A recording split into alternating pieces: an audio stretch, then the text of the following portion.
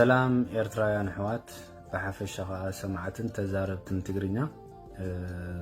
لو ما عنتي نز فيديو بوست قبر زقدلن مهنيات بزعبازي حدش حمام نايت حساس كفتشان عصر شعتن هم العالم مسئنا زلو كورونا فيروس نيشتي ناتي مرداتان ناتي زلني حساب شركة قبر سلا زلني أبز مسيا زلهم سماي أنغوسم يبهال أبزوبا نويلاند كتما كوس ينقر مالتي سلازي نريد لنا زحمام أمول عالم تزرقحو أشحات حزبي قتلن أشحات حزب خاء أب هوسبيتالاتن أب نقطات عناتاتن أدوك سيركا مالتي نحنا غير كم إرترايان متن انت عينة مردات لنا بزعبا زحمام زي انتاي عينة حمامي بخمي كن كالا خلو نقل نزبل نشتي حساب كبس لزد اللغية نزبل دي خسرح تقديدا مالتي سلازي كورونا فيروس حدش حمام يكونن أب كل تشحن كل تاني أب عالم ترائي مالتي جن إذن يحج كورونا فيروس كوفيد 10 شعاتي زبل قصل حيز له مالتي 10 شعاتن اكتوشن 10 شعاتن مالتي اب تحساس اب تشاينا استرعي المجمرت اب حدا فاميلي استرعي حمامي عندي اسقاين بانديميك زغنا عالم ملو زرقح حمام كوين زلو مالتي سلازي بزعبو كنزاربينا مالتي جن كمنابتي كورونا فيروس مغادنا إذا حمام زي سرعة مستنفاس يتقع خابكوني سرعة مستنفاس انتاي مالتي ونشتي حبريتا كوب كفتنيا مالتي سرعة مستنفاس وي ريسبيراتوري تراكت نبلو وي ريسبيراتوري سيستم نبلو أبكل تخن مغلو نخل مالتي لعلوين حتى وين سرعة مستنفاس لنا كل مغلو نخل مالتي يتلع على واي سرعة مستنفاس نبلو كابي جمر ويكا نمن يتقلل عند حريلنا نفنجانا عفنا ساينوسوس بحال بزوشت زي كلتا نخالات علو مالتي بوشتي ساينوسوس زياخا لارينكس تبحال مالتي أبزلا دمسساتون مالتي لارينكس تبحال كاو خابزي تراكيا نزي يتقلل مالتي تلع على واي كفلتات مستنفاس مالتي تتحتواي كفلتات مستنفاس كا نخل تسانابونان ني برونكيال تيب زبل نابكلتيو زرقاح خل تشامبقو مالتي نزي يتقالل مالتي لك سرعة المستنفاس اتي كاب اير نستنفسو اكسجين عندنا كاوش تسانابونان ندغنو سو كربون دايوكسيد منغدي مالتي سلازي مبزحتي زخا بمستنفاس المص حمامات يتقع مالتي انفكتد هون ويركس مالتي كما ابنت اندحر وسينا مالتي ساينس اندحر لنازي ساينسايتس انفكشن ناتو مالتي ازاجي بدرق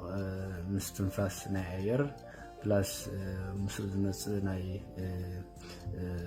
باكتيرياوي يكون خل فيروساوي يكون خل نوعو يتقع مالتي نسيركس يحمم مالتي እንደገና ናይ ጎረሮና ሰርትሮት ኢና ንጽውዖ ናይ ጎረሮና ምልሕታት ናይ ጎረሮና ቁስሊ ትሮት ኢንፌክሽን አሎ ማለት እዩ ላሪንጃይቲስ ንብል ማለት እዩ ጎረሮና ድምጽ ክልሕተት ከሎ ምዝራብ ክንስል ከለና እዚ ሕማም እዚ ከጋጥም ከሎ ወይ ረኽሲ ላሪንጃይቲስ ትላሪንክስ ናብ ክረክስ ከሎ ማለት ላሪንጃይቲስ ኢና ንጽውዖ ማለት እዩ እንደገና ናብ ታሕት እንድሕርወሪናውን ልክ ሰነቡና ዓባይ ሰዓል አለ ቲቪ ማለት እዩ ተሐመም ትኽል እንደገና ናይ ብሮንኪያል አዝማ አለ ማለት እዩ ብሮንካይቲስ ኢንፌክሽን ናይቲ ብሮንኪያል ቲቪ ዝበልናውን ንባዕል እሱን ክሐመም ይኽእል ማለት እዩ ስለዚ እዚ ኩሉ እዚ ስርዓት እዚ ብምስትንፋስ በአየር بدايركت كونتاكت متنخافات مالتي زمص حماماتي مالتي انت عينت ملكتات الله وي سيمبتومز الله اند حريلنا فا ረስኒ ማለት እዩ ብርቱዕ ረስኒ ኣለዎ ማለት እዩ ማይልድ ኤንድ ሰቪር ዝኾነ ፊቨር ኣለዎ ማለት እዩ እንደገና ሰዓል ኣሎ ማለት እዩ ኩሉ ግዜ እዚ ናይ ምስትንፋስ ኣካላትና ማለት እዩ ብጣዕሚ ሴንሲቲቭ እዩ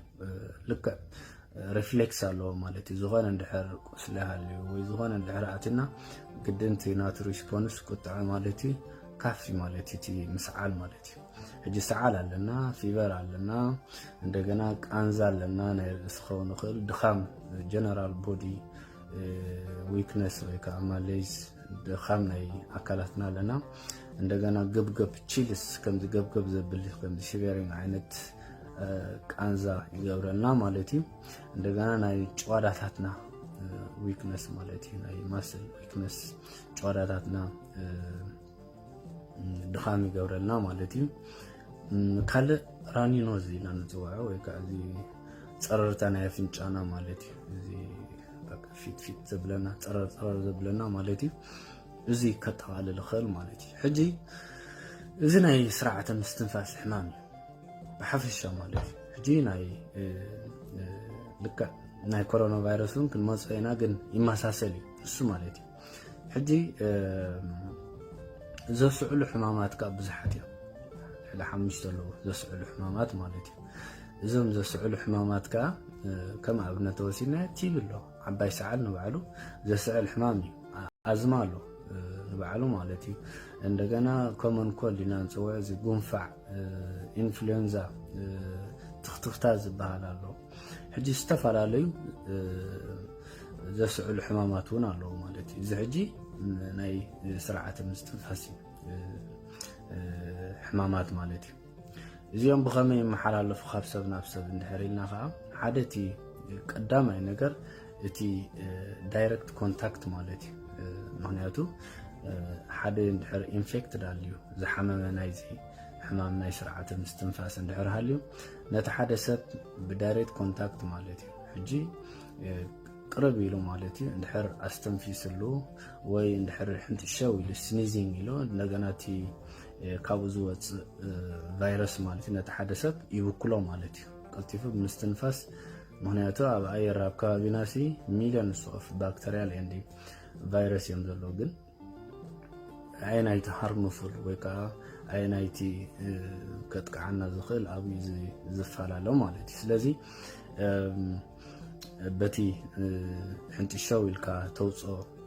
ክስታይ ብስኒዚንግ ማለት እዩ ብምስዓል ኢልካ ተውፅኦ ባክተሪያ ወይ እቲ ቫይራል ማለት እዩ እንደገና ብሰላምታ ብምትሓዝ ማለት እዩ ብምትሓዝ ክንብል ከለና ሕጂ ዋላ ንብረት ኣነ ዝሓስክዋ ሓንቲ ኩባያ እንድሕር ሃልያ ሓደ ከዓ መፅኡ እንድሕር ሒዝዋ ዳይሬክት ኮንታክት ኣለው ማለት እዩ ካብ ምስቲ ዳይሬክት ኮንታክት ምስቲ ሰብ እንደገና ኢንዳይሬክት ኮንታክት ከዓ ምስቲ ማቴሪያልስ ማለት እዩ ክመሓላለፍ ይኽእል ማለት እዩ እዚታት እዩ እንደገና ብኸመይ ንከላኸሎ እንድሕር ኢልና መብዛሕትኡ ኣብ ሓበሻና ኤርትራ ማለት እዩ ሕቕ ክንብል ተኾይና ወይ ሕንትሸ ክንብል ተኾይና ኢድና ከምዚ ኢና ንብሎ እዚ ግን ጌጋ እዩ ምክንያቱ እዚ ኢድና እዚ ንበልዓሉ ንሕዘሉ ሰላም ንብለሉ ብዙሕ ነገራት እዩ ማለት እዩ ግን ከምዚኣ ሕቕ ክትብል ተኾንካ ኣብዚኣ ሕቕ ክትብል ኣለካ ማለት እዩ ምክንያቱ እዚ ዳይሬክት ክትሕዘ ይትኽእል ኢኻ ማለት እዩ ሽዑ ንፋስ ስለትህቦ ማለት እዩ ስፕሪድ ንኸይገብር ኣብቲ ኣየር ናብቲ ምሳኻ ዘሎ ሰብካ በዚ ጌርካ ብሎክ ትገብሮ ኣለኻ ማለት እዩ ስለዚ ሕንትሸው ክንብል ከለና ዝኾነ ሶፍት ክንሕዝ ኣለና ወይ ዝኾነ መሸፈኒ ክነብል ኣለና ማለት እዩ ወይ ብኢድና ወይ ከዓ ዝኾነ መሸፈኒ ሶፍት ክንጥቀም ኣለና ማለት እዩ ካልእ ሓኽተና እውን ብግቡእ ክንቆብረን ኣብ ክስታይ ክንገብሮ ኣለና ማለት እዩ ሲልካ ሕልካ ትፍ ናበልካ ክትከይድ የብልካን ክትኮድኖ ኣለካ ማለት እዩ ወይ ሶፍት ጌርካ ትፍ ኢልካ ክትጉሕፈ ኣለካ ማለት እዩ ናብ ኣየር ከምዘይከይድ ጌርካ ማለት እዩ እንደገና ኢድና ብግቡእ ክንሕፀብ ክንክእል ኣለና ሕጂ እንታይ እዩ እቶም ቫይረስ ኣብ ኢድና ንነዊሕ ሰዓታት ንነዊሕ ግዜ ክፀንሑ ይኽእል እዮም ማለት እዩ ስለዚ እንድሕር ኢልና እንደገና እንታይ እዩ ዝኸውን ሳይክሊንግ ዝኸውን ማለት እዩ ሪሳይክል ይኸውን እንደገና ከዓ ትወስድ ኣለኻ ማለት እዩ መመሊስካ ተራብሖም ኣለኻ ነቶም ቫይረስ ወይ ባክተሪያ ማለት እዩ ስለዚ إدنا بوعد كساب 10 سكند زغون دقاقيمنا بصومنا غيرنا خنحصوهن كلالنا مالتي انت خيلنا ون نحرخيبنا مالتي زي سبريتنا ويكا ديسانفكتانت لنا نصوعو الكولاو نجر الكول زلو نجرات إدنا كندرار زغون كلالنا مالتي every contact زغورنا نجر مالتي دحر أفنجانا أفنان كنحز يبلنا سيلنا أسأل كمزي قالوا خنقبر يبلنا مالتي مونياتو أبزي مملسنا إناتهم بكتيريا ندقاقنا مويكا تم فيروس نمصام زلنا مالتي كابزي خنكالا خلو نخل مالتي حجي ناب كورونا فيروس نمصام مالتي كورونا فيروس نمالس مالتي كورونا فيروس أب واهن تبهل كتما بتشاينا أب كتشان 10 شعتن تحساسي تراي مالتي نايز حلف كتشان 10 شعتن مالتي بخومي خاك السم كوفيد 10 شعت ويكا كوفيد 19 تبهيلو زوع زلو مالتي اتي كورونا فيروس بالحمام قل اب عالم حدش يكونن اب كلتشحن كلتن تراي مالتي زي سيفير اكوت ريسبيراتوري سيندروم ويكا سارس زبال كالون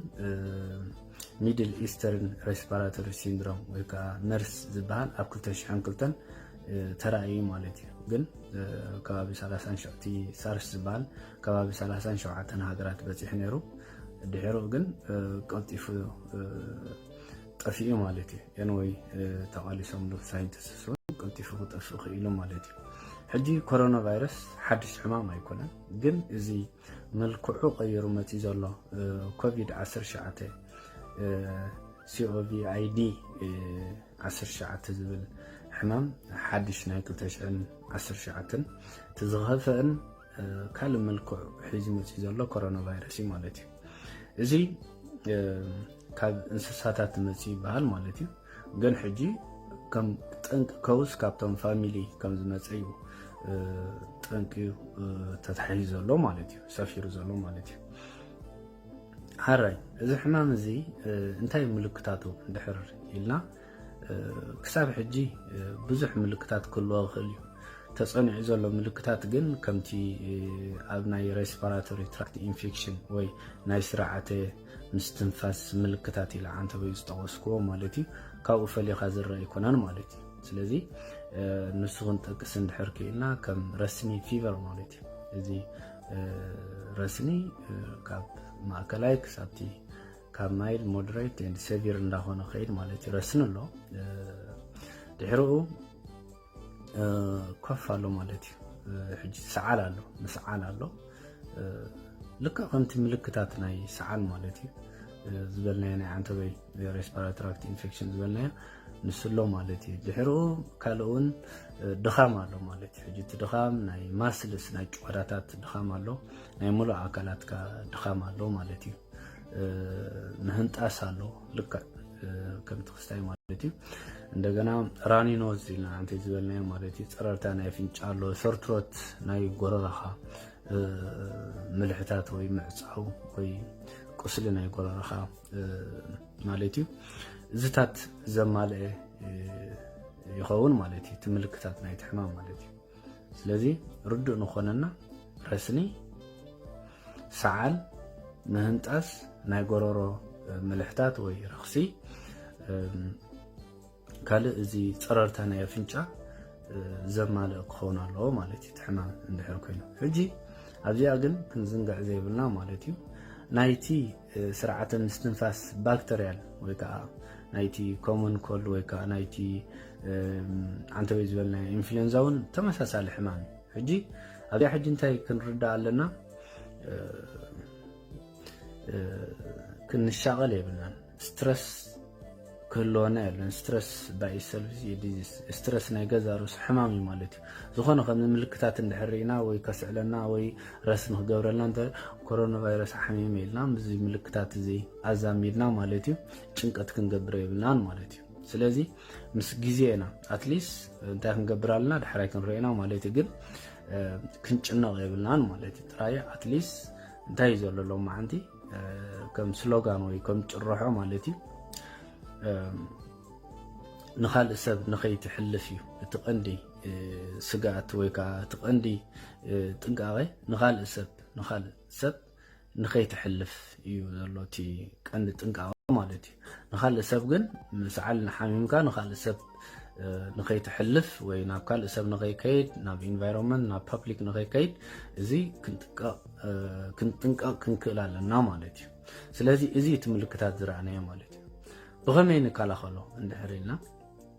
حجي كورونا فيروس كساب حجي فاكسين وي كتابت اي ترخبنا لنا يتحمام مالتي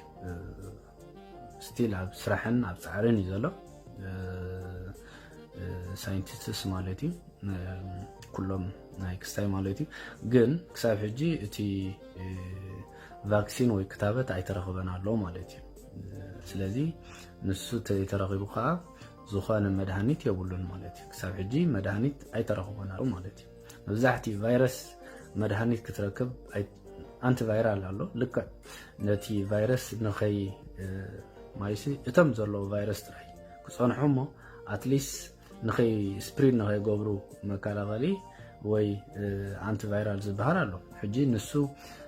يوم حجي كاندي نخفتشو اب سرح زلو مالتي تم ساينتستس مالتي كساب حجي جن اب عداغا وي اما الله زمص مدهانيت يبولون مالتي سلازي مدهانيت يبولون فاكسين يبولون مالتي جن نتي سيمبتوم زكالاخل وي زطف مدهانيت الله مالتي حجي نتي سيمبتوماتيك زخونه مالتي جول غيزه سيمبتوم كا حمام ايكون انتي دا ملكت ناي حمام مالتي حجي نتي ملكتات ناي حمام هاتطفا وي كا ريديس تغبرو وي كا تنوكيو مالتي نسنا ابنت ناي فيبر كا بانوديل وي باراستامول ايبروفون استفعلالي كتوسط تخن مالتي نتي رسني منكي وي نت قنزا ناي اكلات كازلو منكي وي كا مغدل مالتي قال نت تصررتا نتي سعال زوص فلويدس مالتي فلويد انتيك وي كا فساسي انتيك تغبرالك كتوسرالك مالتي قال عرفت كتوسرالك نت دخا من كل نجار مالتي توسختها فيتامين سكيل غلطات كا توسر كتكلالك امبر زخونه نتي حمام وي كا نتي فيروس زفوس كساب حجي ترخبنا له مالتي نتي سيمبتوماتيكن بخم منغدتات كتوسد تخيل مالتي جي تكوزناتو تنقر ينايو مالتي ملكتات رينايو تي مكلخالون رينايو مالتي سلازي كالوها تقند نغير مالتي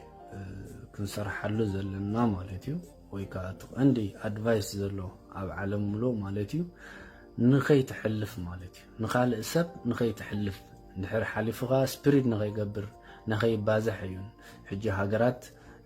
كم حد عبي كستاي وسيدان مالتيو دوباتن حاطر الله مغشاتاتن يقرص الله بابليك مره خبيتات كعصو جماميرن الله مايت كم ناي دنمارك ندحرينا حجي كاب عرب مالتي كلت ناي بابليك كعصو يبحال الله مايت ستيل كساب تخساي اغبر زوعل كساب نريو دحن كنصب نغل مايت جن كم ستات الله قالت هاجرات كم بعل يوكي مالتي براراتات ناب عدي طليان قرصون الله حاتيرون الله مايت باك حجي نخياتو مالتي نخياتو اب تعدل انت يغبر الله يحاطر الله مالتي جنتايو از مالت لابنت نخلت سومن ملو حجي كنموصينا مالتي مايشي فيروس كل غيزه كابكلته 5 معات حساب 14 معلتي ديتكت وي كخفله زغل او حادثه مالتي حجي انت انز غبرا زل دوباتن حاطرا مالتي مغشات حتى يقرصا مالتي حجي 14 معلتي وي كلته سومن امول دنمارك عصو يخون مالتي ابزوش 14 معلتي زغنا ملكتات زلو سب نايت فيروس ملكتات زلو سب ريبورت غبري حميم خم زلو خفلتي مالتي نعو حجي ايزوليتد تغبرو مالتي كابتي حبرتسب وصيغا بينو كسابتي حمام حدي زخون مالتي تفليو مالتي سلازي اوريدي اب دنمارك كم زيلو تقاصاتير كيالخا مالتي نخمم حجي حدا قدم ناي غيزي غيرهم ني 14 معلتي كحطرو جميرهم زلو مالتي دحيرو زلو خاب كلا هاجرات نقيمص ሕጂ ኣብቲ መራኸቢታት ማለት እዩ ኤርፖርት ክኸውን ይኽእል ናይ ትሬን ስቴሽን ቦታ ክኸውን ይኽእል ኣብ ዶባት ክኸውን ይኽእል ኣብኡ ሓደ ዓብዪ ወፍሪ ገይሮም በቃ ነቲ ቫይረስ ክሳይ እንዳገበርካ ማለት እዩ ዝኾነ ዝመፀ ሰብ በቲ ንዕኡ ክጥፈዩ ኢልካ ዝሕሰብ ማለት እዩ ልክዕ ኣብ ኢድና ንኸይህሉስ ስፕሪት ክንጥቀም ኣለና ኣልኮል ኢድና ክንሕፀብ ኣለና ንብል ኣለና ማለት እዩ ድሕሪ ጋሻ ተመፅኡ ከዓ ልክዕ ንዕኡ ዝተሰርሐ ስፕሪት ዲ ወይ ዝተፈላለየ ነገራት ጌርካ ኣብ ሙሉእ ክስታዩ ፉፍፉፍ እናበልካ ከምዚ ናይ ጣንጡ ማለት እዩ ትእትዎ ናብ ውሽጢ ሃገርካ ማለት እዩ እንደገና ቼክ ኣፕ ትገብረሉ ማለት እዩ ስለዚ ከምዚ ጌርካ ክሳብቲ መድሃኒት ወይ ከዓ እቲ ቫክሲን ክሳብ ዝርከብ ምክልኻል እዩ ተሓሲቡ ዘሎ ማለት እዩ ስለዚ ክሳብ ክንዚ እዩ እቲ ሃገራት ንውሕስነት ዜጋታትን ሃገረንን ዝቃለሳ ዘለዋ ማለት እዩ ስለዚ ካልእ ተወሳኺ ቀንዲ ማለት እዩ ብኸመይ ክንከላኸሎ ኣለና እቲያ እታ ቀንዲ ነገር ማለት እዩ ሕጂ እቲ መመሓላለፊኡ ካብ ሰብ ናብ ሰብ ብኸመይ ይመሓላለፍ እንድሕር ኢልና ሓደ እቲ ቀዳማይ ነገር ፊዚካል ኮንታክት ማለት እዩ ዳይሬክት ኮንታክት ምስ ሰብ ሰላም ክትበሃል ትኽእል ክትሓቆፍ ክትኽእል ሰላም ክትሰዓም ትኽእል እዚ ዳይሬክት ኮንታክት ኣሎ እንደገና እቲ ድሮፕሌትስ ሳሊቫ ድሮፕሌትስ ወይ ከዓ እቲ ሚኮስ ድሮፕሌትስ ዝበሃል ካብ ውሽጢ በፍንጫና ሕንጥሸው ኢልና ወይ ከዓ ስኒዝ ጌርና ነውፅኦ ፈሳሲ ሕቕ ክንብል ከለና ነውፅኦ ሃፋ ወይ ከዓ ካብ ውሽጥና ነውፅኦ ቫይራል ማለት እዩ እንድሕር ካብቲ ምስቲ ሕሙም ኮንታክት ኮይንካ ወይ ንስኻ ሕሙም ኮይንካ ነቲ ሕሙም ነቲ ጥዑይ ክተመሓላልፈሉ ትኽእል ማለት እዩ ስለዚ ብምህንጣስ ብሰዓል ብምትንኻፍ ዳይሬክት ኮንታክት ማለት ፊዚካል ኮንታክት ክኸውን ይኽእል ማለት እዩ ኢንዳይሬክት ኮንታክት እውን ብማቴሪያልስ ክኸውን ይኽእል ማለት እዩ ምክንያቱ ክሳብ ሕጂ ተፈሊጡ ዘሎ ካብ ሰዓታት ክሳብ መዓልታት እቲ ቫይረስ ኣብ ዝኾነ ሶፍት ነገራት ክፀንሕ ከም ዝኽእል ተሓቢሩሎ ማለት እዩ ንኣብነት ኣብ ናይ ማዕፆ መኽፈቲ ክፀንሕ ይኽእል ኣብ ናይ ሊፍት ማለት እዩ መጠወቂ ክፀንሕ ይኽእል ወይ ኣብቲ ሩም ናይቲ ሊፍት ክፀንሕ ይኽእል ኣብ ነገራት እውን ካብ ሶፍት ዝኾነ ነገራት እውን ንሕዞ ነገራት ኣብኡ እውን ክፀንሕ ይኽእል ካብ ሰዓታት ክሳብ መዓልታት ቫይረስ ካይመጠ ማለት እዩ ስለዚ ብኢንዳይሬክት ኢንዳይሬክት ኮንታክት ክመሓላለፍ ይኽእል ማለት እዩ እንደገና ካልእ እውን ኣብ ገዛ እውን ንኣብነት እንድሕር ዝሓመመ እንድሕር ሃሊካ ኮይኑ ሓደ ዓይነት ኣብ ሓደ ሩም ኣለኻ ወይ ኣብ ሓደ ገዛ ኣለኻ ፕላስ ናይ ትጥቀመሉ ነገራት ማለት እዩ ናይ ኮምበርታ ኹን ናይ ዝኾነ ነገራት ናይ ዓራት ኣብኡ እውን ክፀንሕ ስለ ዝኽእል ምስ ነገፍካዮ ነቲ ገዛ ስፕሪድ ክኸውን ይኽእል ማለት እዩ ናብታ እየር ብኡ ገይሩካ ናብቶም ጥዑያት ክሓልፍ ይኽእል ማለት እዩ እዝታት ኣሎ ማለት እዩ እቲ መተሓላለፊ እዩ ማለት እዩ ከመይ ጌርና ንከላኸሎ እንድሕር ኢልና እውን ተወሳኺ ሓደ ኩሉ ግዜ ካብ ሓደ 6 ፊት ዝብል ወይ ከዓ ካብ 1.8 ሜትሮ ክንቀርብ የብልና ማለት እዩ ኣብ መንጎ ናቲ ዲስታንስ ኣብ መንጎ እቲ ሕሙምን ወይ ዝጠርጠርካዮ ሰብ ወይ ስዕ ዘሎሲ ካብ 1.8 ሜትሮ ክትርሕቕ ኣለካ ማለት እዩ ሕጂ 6 ፊት ዝብል ማለት እዩ ወይ ከዓ 1.8 ሜትሮ ክትርሕቕ ኣለካ ማለት እዩ ካልእ ክስዕል ከለኻ ማለት እዩ ከምዚ ኢልካ ክስዕል ኣለካ ወላ ክትህንጥስ ከለኻ ኣብዚትካ ክትብል ኣለካ ወይ ከዓ ሶፍት ክትጥቀም ኣለካ ማለት እዩ ሰርቤት ንብሎ እዚ ሶፍት ክትጥቀም ኣለካ ንዓኻን ነቲ ካልእ ሰብ ማለት እዩ ኣብዚ ሕንጥሾ ተልካ እዚኣውን ፀኒሕኻ ኣፍንጫኻ ክትሕዝ ኢኻ ማለት እዩ ስለዚ ኣፍንጫኻ ኣፍካ እውን ደጋጊምካ ክትሕዝ የብልካን ካብዚ ገፅካሲ ብኢድካ ክትንክፍ የብልካን ማለት እዩ ወይ ብሶፍት ክትንክፍ ኣለካ ወይ ተሓፂብካ እውን ክትንክፍ ክትክል ኣለካ ካልእ ክትሕፀብ ክትክል ኣለካ ማይ ብሳሙና ጌርካ ፅቡቅ ጌርካ ክትሕፀብ ክትክል ኣለካ ክሳብ 20 ሰከንድ ዝኸውን ማለት እዩ ስፒሪት ካ ክትጥቀም ኣለካ ማለት እዩ ዲስኢንፌክታንት ዝበሃል ኣልኮል ዘለዎ ካብ 60% ንላዕሊ ኣልኮል ዘለዎ ማለት እዩ ክትሕፀብ ክተብል ክትክል ኣለካ ማለት እዩ ንሱ ዋላ ካብ ድኳን እውን ክንገዝኦ ንኽእል ማለት እዩ ዲስኢንፌክታንት ኢልና ወይ ከዓ ስፕሪት ኢልና ኣብ ገዛና ኣብ ሸቓቕና ክህሉ ኣለዎ ማለት ዋላ ኣብ ጅባና ንእሽቲ እውን ኣሎ ኣብ ጅባና ሒዝና እውን ክንከይድ ክንክል ኣለና ማለት ምክንያቱ ኣብ ዝኾነ ፓብሊክ ትራንስፖርቴሽን ክንከይድ ከለና ኣብቲ ኩርሲ ንሕዝ ማዕፆ ዝኾነ ክስታይ ምትንኻፍ ኣብኡ ክፀንሕ ክእል ኣብ ገለ እውን ኣብ ኣየር እውን ክፀንሕ ክእል ስለዚ ኢድካ ቀፃል ጅባኻ ማለት እዩ ኣሎ ኣብ ድኳናት ፀንሓ ማለት እዩ ተን ስፕሪት ለኺኻ ማለት እዩ እቲ ኣልኮል ማለት እዩ ክትከላኸል ትኽእል ማለት እዩ ካልእ ፅሬት ናይ ገዛና ማለት እዩ ገዛና ኩሉ ግዜ ንፋስ ክኣትዎ ኣለዎ ፍኒስትራታት ክኽፈት ኣለዎ ማለት እዩ ፕላስ ክነፅርዮ ክንክእል ኣለና ማለት እዩ ፅሬት ቀንዲ ማለት እዩ ንፋስ ከዓ ክኣትዎ ኣለዎ ማለት እዩ ሸቓቕ ኩሉ ነገር ማለት እዩ ብናይ ሸቓቕ ኣልኮል ዲስኢንፌክታንት ጌርና ክነፅርዮ ክንክእል ኣለና ማለት እዩ እዚ እቲ መከላኸሊ እዩ ማለት እዩ ሕጂ ከም ኤርትራውያን ንሕና ሞር ሶሻል ህዝቢ ኢና ማለት እዩ ናብ ሰብ ብብዝሒ ንቐርብ ኣረኻኽበና ቀፃሊ ኣብ መዓልታት ዘይኮነ ኣብ ሰዓታት እውን ሰላም ንበሃሃል ማለት እዩ ድሕር ናብ ዴንማርክ እንድሕር ንሓድሽ ሰብ ጥራይ ኢኻ ሰላም ትብሎ ወይ ጋሻ ኮይንካ ኢኻ ሰላም ትበሃል ወይ ተዘይኮይኑ ሲልካ መዓልታዊ ሰላም ኣይትበሃልና ማለት እዩ ስለዚ ናትና ግን ኣብ ሰዓታት ድሕሪ ዝተፈለየ ሰዓት ተረኺብካ ሰላም ትበሃል ማለት እዩ እዚ ሕጂ ነቲ ሕማም ብጣዕሚ እዩ ዘብእሶ ማለት እዩ ንክመሓላለፍ ሞር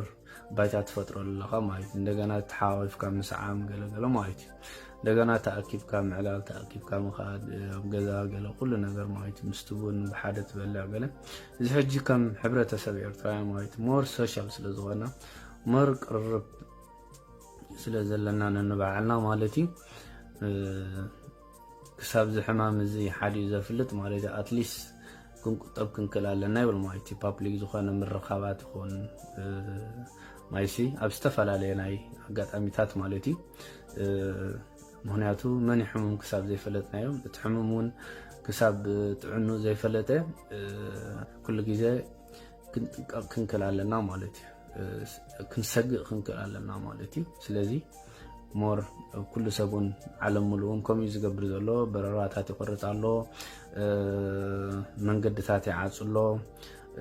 ምርኻብ ምስ ሰባት ይቆርፅ ኣሎ ኣብ ሕክምናታት ይኹን ኣብ ኩሉ ነገራታት ማለት እዩ ኩሉ ዘራኽብ ምስ ሰባት ማለት እዩ ንዝተወሰነ ግዜ ኣብ ገዛኻ ንክትፀንሕ ወይ ከዓ በይናኻ ንክትከውን እዩ እቲ ግዜ ዝሓተ ዘሎ ማለት እዩ ስለዚ ንሕና እውን ንዕኡ ክንክተሎ ክንክእል ኣለና ሸለልትነት ሸለል ክንብል የብልና ኤርትራውያን ሸለል ኢና ንብል በቃ ከምዚ ኮንፊደንስ ጌርና ኢና ክስታይ ነብል እዚ ግን ሕማም እዩ ስለዚ ኣብ ጥዕና ኣብ ሕማም ከዓ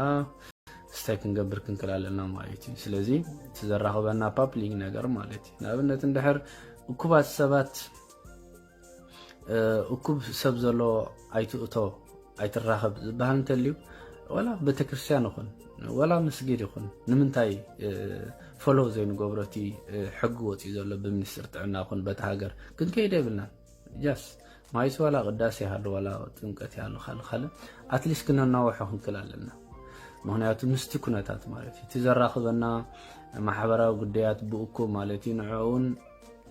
ክንቅይሮ ክንክእል ኣለና ምስቲ ዘሎ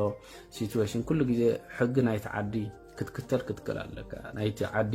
ሓበሬታታት ኢንፎርሜሽን ኩሉ ግዜ ኣብዴት ክትከውን ክትክእል ኣለካ ማለት እዩ ስለዚ እዚታት ከም ሕብረተሰብ ክንጥንቀቕ ክንክእል ኣለና ማለት እዩ ከም ሕብረተሰብ ኤርትራውያን ማለት እዩ እዚ ክንፈልጥ ክንክእል ኣለና ማለት እዩ ካልእ መገሻታት ማለት እዩ ካብ ዓዲ ናብ ዓዲ ካብ ከተማ ናብ ከተማ ማለት እዩ ፕላስ ካብ ሃገር ወፃኢ እውን ሕጂ እውን ፊአይ መፃ ኣሎ ማለት ሳመር ፊአይ ካልእ ዝተፈላለየ ነገራት ማለት እዩ ስለዚ ወላ ገዳሲ ጉዳያት ይሃለውና ኣትሊስት እዚ ሕማም ክሳይ ዘየበለ ክንቁጠብ ክንክእል ኣለና ንኣብነት ወይ እውን ምስ ገሽና እውን እቲ ሃገር በረራታት ስቶፕ ክትገብሮ ትኽእል ወይ ክብእስ ትኽእል እቲ ሕማም ወይ እዚ ሃገር እዚኣ እውን ብካልእ ሃገራት ንኸይመፃ እውን ኣዋርሕ ክትዓፅዎ ትኽእል ስለዚ ንባዕልካ እውን ካብቲ ሲስተም እውን ትርሕቕ ኣለኻ ስለዚ መገሻታት ኣትሊስት ክሳብ ሓዲኡ ዝኸውን ክንገይሽ የብልናን ማለት እዩ ጥዕናናን ጥዕና ካልእ ሕብረተሰብን ክንሕሉ ክንክእል ኣለና ማለት እዩ እዚ መስል ናይ ሎም ማዓንቲ ሓሳበይ ወይ ናይ ሎም ማዓንቲ ክስታይ ማለት እዩ መልእኽተይ ፈሊጠይ ኮንኩን ካባኹም ወይ ክስታይ ኮንኩን ግን ኣትሊስት ታዘላትን ሸር ክገብር ንህዝበይ ወይ ከዓ ነቲ ሕብረተሰብ ኢለ ሓሲበ ማለት እዩ ክንዘራረበሉ ክንክል ኣለና ደስ ዝብል ኣብዚ ጽሑፋት ሸር ይገብር ኣሎ ሰብ ፖስት ይገብር ኣሎ ጽቡቕ ነገር እዩ ማለት እዩ ኩላትና በብ ዘለና ዝፈለጥናያ ሸር ክንገብር ኣለና ማለት እዩ ወላ ኣብ ሜዳ ወፂና እውን ብላይፍ ንሰባት ነንበዓልና እውን እንዳተመሃርና ተሓሳባት እንዳተኸፋፈልና ማለት እዩ ኣስቲ ንቕሓትና ወይ እቲ ኣፍልጦ ኣብቲ ሕማም ክብርኽ ክኽእል ኣለዎ ማለት እዩ ስለዚ ሕጂ እዚ ኣኽለኒ ይቐኒለይ ማለት እዩ ዝያዳ ኣምላኽ ካብዚ ቀታሊ ሕማም የድሕነና ማለት እዩ ንሙሉእ ህዝቢ ዓለም የውፃና ማለት እዩ ምሕረት ይሃበና ይቐኒለይ ቴንኪዩ ሰላም ክቡራትን ተኸታተልቲ መደብና ኣጁትሩስ ከመይ ትኾኑ ኣብ ዘለኹሞ ሰላምን ጥዕናን ይምነየልኩም ማለት እዩ እምበር ከም ንሰምዖ ዘለና ኣብ መላእ ዓለም ብዘስግእ ኩነታት ከምኡውን ብናህሪ እናኸደ ዝኸይድ ዘሎ ሓድሽ ሕማም ኮሮና ቫይረስ ወይ ኮቪድ-19 ተባሂሉ ዝፅዋዕ ኣብ 2019 ዝጀመረ ክኸውን ከሎ ኣብ ቻይና ቀፂሉ ናብ ዝተፈላለያ ሃገራት ውሒዙ ማለት እዩ ንኣብነት ቻይና እንተደኣ ወሲድና ብተዓፃፀፈ ቁፅርታት ካብ መዓልቲ ናብ መዓልቲ ተቆፅሩ ክወስድ ከሎ ካብ ቀፂልና እንተሪእና ኢታሊ ኸ ማለት እዩ ብተዓፃፀፈ ቁፅርታት እናወሰኸ ይኸይድ ኣሎ ክሳብ ሕጂ ክሳብ ልዕሊ 1000 ዝኸውን ሰብ ሞይቱሎ ማለት እዩ በዚ ሕማም እዚ ኣብ ኢታሊ ከምኡውን ተጠቃዕቲ ናይዚ ክሳብ 13-14 ኣከባቢ በፂሖም ኣለዉ ማለት እዩ ተሪእና ቀፂልና ካልኦት ሃገራት እውን በቢ ዝተፈላለዩ ቁፅርታት ተጠቂዖምን ዝሞቱን ኣለዉ ማለት እዩ እምበር መጀመርታ ናብታ መልእኽቲ ናብ ናይ እንግሻ ወይ መሕላፈ ማለት እዩ ትናተይ ዝስማዕ እንታይ ዝበሃል መልእኽቲ ከመሓላልፍ ማለት እዩ ከምኡውን ከምቲ ንሳ ናይዚ ደኒማርክ ማለት እዩ ሃገር ዘለናዮ ወይ ዘለኹም ዘመሓላለፈቶ መልእኽቲ ካብ 2 መዓልቲ ንክልተ መዓልቲ ማለት እዩ ን14 መዓልቲ ዝኸውን ቤት ትምህርትታት ከምኡውን ኣፈሻዊ ንኣብነት ላይብረሪታት ገለ ሰብ ክእከበሉ ዝኽእል ንኽዕጮ ወሲና ኣላ ማለት እዩ ጽቡቕ ውሳነ ኮይኑ ይስማዓና ኣነ በርከ ተሪእናዮ ከም ዝቐነየ ኣይኮነን ቁፅርታት ክውስኽ ቀንዩ ማለት እዩ ኣብ ደኒማርክ ተሪእናዮ ማለት እዩ ሓፈሻዊ ድሕሪ ንሳ መልእኽቲ ምሕላፋ ማለት እዩ ካብኡ ቀፂለ ብዛዕባ ናይ ዝኾነ ነገር ምግብታት ንኣብነት ወይ ኣብ ሱፐርማርኬታት ብዙሕ ሰብ ክገዝእ ተራእዩ ማለት እዩ ከምቲ ጠቕላላ ገይርዎ ወይ ገዚእዎን ዘይፈልጥ ቅድሚ ሕጂ ማለት እዩ መብዛሕትኡ ሰብ እቲ ዝምልከቶ ኣካል ዘመሓላለፎ መልእኽቲ ግን ሽግር ዝበሃል የብሉን ከምቲ ንገዝኦ ንግዛእ ጥራይ ከምቲ ንገዝኦ እንተዳ ገዚእና ሽግር ከም ዘይመፅእ ኢሎም ኣመሓላሊፎም ኣለዉ እቶም ዝምልከቶም ኣካል ከምኡውን ኣፍልጦ ናይ ሱፐርማርኬታት ዘለዎም ማለት እዩ ካብኡ ቀፂለ ንኣብነት ኣብ ናይ ቤተክርስትያን ምትእኽኻብ ክህሉ እዩ ግድን ንኣብነት ፅባሕ ቀዳም ወይ ሰንበት ማለት እዩ ንሱ ጠጠው እንተዝብል ወይ ነዚ 14 መዓልቲ እንተዝፀንሕ ፅቡቅ ኮይኑ ይስማዓኒ ማለት እዩ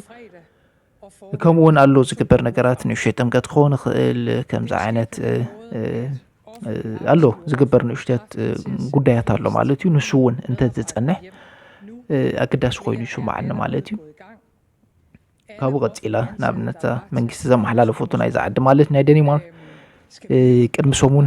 ክሳብ 1000 ዝኸውን ዝኾነ ነገር ዝግበር ምትእኻብ ናይ ሰብ ማለት እዩ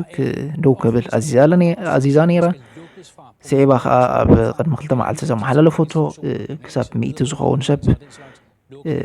ክኸውን ኣለዎ እንተበዝሐ እቲ ምትእኽኻብ ኢላ ማለት እዩ ግን ሓፈሻዊ ንሱ እውን ኮይኑ ይስማዓና ኣነ ብዙሕ እዩ ማለት እዩ ብዝተኻለና መጠን በቃ